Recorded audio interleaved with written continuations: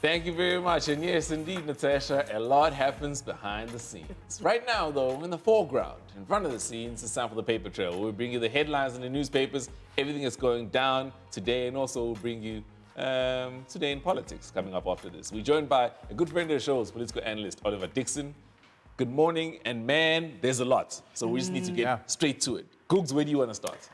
So I had a chance to read the Mail and Guardian's lead this morning. It speaks about the IFP, the King, and the secret 1994 deal. So it says, for the first time, we have some insight, some detail into how Ingonyama Trust came to be. It was signed at the very last minute by FW de Klerk, literally 2 days before the 1994 election. Wow. The only homeland that managed to keep land, because of course, once the new dispensation came in, the homelands, what used to be land reserves, were held by the national state. And of course, this is contentious because for years, the state has been saying there's no reason why KZN is unique in the way that it keeps Ingonyama Trust, and the King, Isilo, is the person that manages the trust. So now we have some detail, and man, it's interesting. I mean, we knew some of it, but we now know a little bit more detail as to how that came about, which I think will make repealing this act even more difficult. Absolutely. I want to jump to the Citizen. Very fantastic headline. Maybe I should hold that up. Cops or crooks. Have a look at that. The big story is on page 3, and I want to read a little segment from it. But obviously it says over 4,000 police officers have criminal records, but government can root out bad cops with a plan that has all the answers. But what's interesting for me is that Faith Mazibuko of the Combi Courts recently revealed that of the 173 Gauteng police officers arrested between 2017 and 2019, 124 were awaiting trial and only 13 were convicted. So these are like criminals, police officers, and 4,000 of them hold criminal records. This is not a new story of this kind. We also know when it was last year's story broke that about 60% of our police officers are just illiterate, like can't write an actual police statement. So perhaps it speaks to the level of crime we have and the inefficiency of our police service to combat those sort of crimes. So 4 years ago, when Natim Teto was still in the police ministry, before Mbax, because that's also been a revolving door, there was an inquiry and investigation made into the number of police officials who are criminals. And we had a report. It was even presented to Parliament. And the numbers were at about, I think, 2,000 that we knew of. Some of them even crime intelligence, who are the people who are then meant to vet other police officers. We knew there were criminal elements. But since then, since that report was presented, nothing has happened. We've since changed ministers of police numerous times. Bucks came in, Bigicele, the general, is back. But it seems this issue of criminality within policing, and we also know this was quite important in the cash and transit heist. We know people who are higher up, who have access to intelligence, are tipping off people involved or are working with organized crime with these heists. And that's a very good point, because later on we're going to be speaking about the city of Johannesburg and the raids that they were doing yesterday, and obviously they attempted to do the raids last week as well. And there's been reports that people are getting tipped with the guys. Today, vacate the building. Yeah, that's what happens when you got criminal ties. There's a gang called the Sexy Boys in Cape Town, and they were on the front page of, I think it was the Daily Mail or something like that in Cape Town.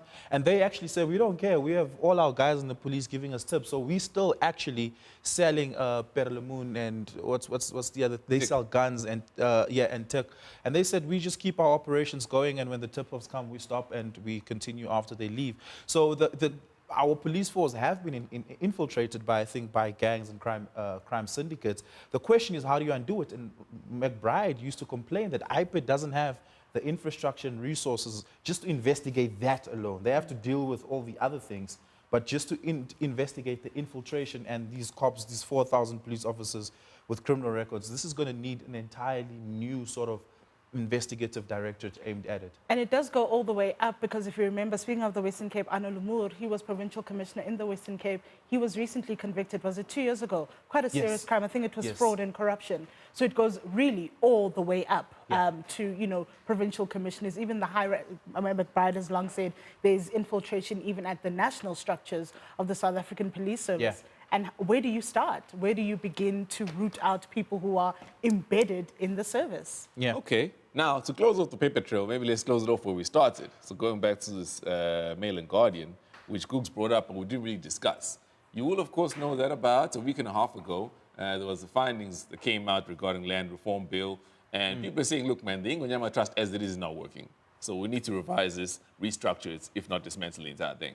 What are your thoughts? Do you think KZN will take kindly to this? Or is this just much ado about nothing? You say something but never really act on it. No, the Ingonyama Trust is definitely going to get overhauled. They don't enjoy the parliamentary support that they used to enjoy, or at least KZN as a political bloc doesn't enjoy that sort of parliamentary support that it used to enjoy. And to be quite honest, the political players don't see the king anymore as a big lobbying agent for them. And so I do think that we will see that getting overhauled. They're right. It doesn't work as it stands. The evidence is there. It suggests that the people, the Ingonyama Trust, are meant to benefit, aren't benefiting off of it. So I do think it needs an overhaul, or at least some sort of a restructuring legislatively to ensure that people aren't hogging land that is meant to be shared equally amongst people, or aren't making people pay like weird rent fees for land that's supposed to be completely free, and then deny it, and then a week later there's an ad on Ukhozi FM saying come pay your rent. So I do think that something needs to be done about the Ingonyama Trust. Oliver Dixon, thank you very much for joining us. What are your thoughts at home? Tweet us at 405 Mornings. Don't forget the hashtag Breaking Dawn in 405. When we come back today in politics, we've got a special guest for that, Ayanda Ali Payne.